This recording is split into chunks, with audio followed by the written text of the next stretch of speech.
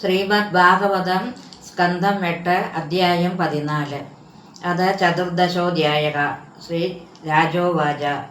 ഓം നമോ ഭഗവതേ വാസുദേവായ ശ്രീകൃഷ്ണായ പരമാത്മനേ നമഃ.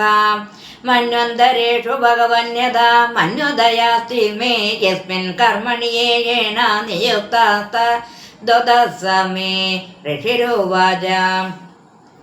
മനവോ മനുപുത്ര മുനയച്ച മഹീപതേ ഇന്ദ്രാക സുരഗണാ ചൈവ സർവേ പുരുഷശാസനാഃ യജ്ഞാദയോ യാഃ കഥിതാഃ പൗരുഷസ്തനവോ നൃപ മന്വാദയോ ജഗദ്യാത്രാം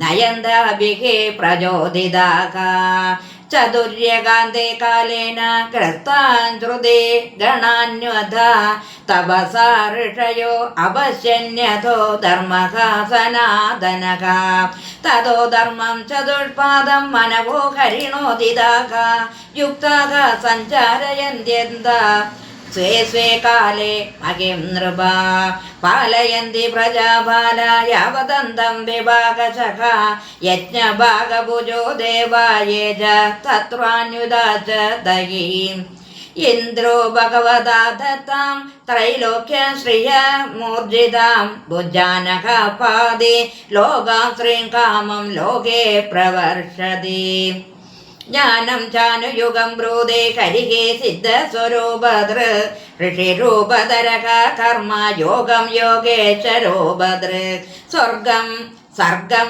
പ്രജേശരൂപേണ ദസ്വിൻ കന്യാസ്വരാട് ബഭുഃ കാലരൂപേണ സർവേഷാമഭവായ പൃഥഗ്ഗുണഃ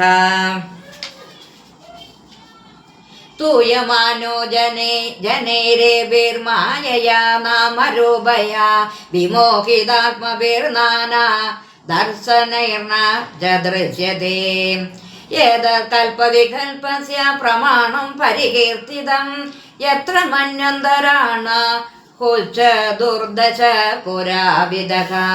ശ്രീഹരയേ നമഃ. ശ്രീഹരയേ നമഃ. ഇതി ശ്രീമദ്ഭാഗവതേ മഹാപുരാണേ പാരമഹംസ്യാം സംഹിതായാം അഷ്ടമസ്കന്ധേ ചതുർദശോധ്യായഃ. സർവത്ര ഗോവിന്ദനാമ സങ്കീർത്തനം. ഗോവിന്ദ ഗോവിന്ദ.